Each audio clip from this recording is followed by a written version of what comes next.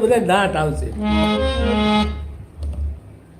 હું મારા ગામમાં દસક વર્ષે ગયો આંટો મારવા, કારણ કે વચ્ચેનો ગાળો મારો એવો હતો કે મારાથી જવાનું નહોતું. મને એમ થયું કે મારા ગામવાળાને મારા પ્રત્યે કેટલો પ્રેમ ભાવ છે એ હું જોઉં. બધાને એમ હતું કે બાપુ તો બહુ જોરદાર છે, બાપુ તો બહુ જોરદાર છે, ઓલા સ્ટેટસ ને આ તે બધું જોતા હોય ને.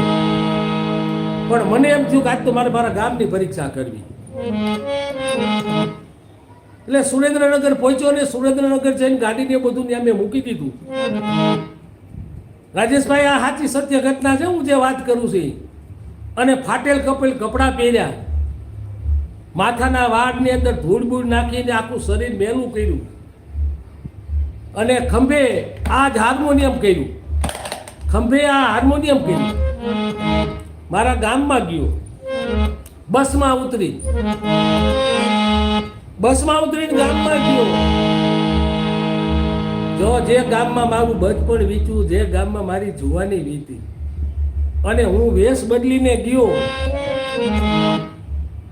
પેટી વગાડતો જાઉં છું, જરીક જરીક ધૂન બોલતો જાઉં છું,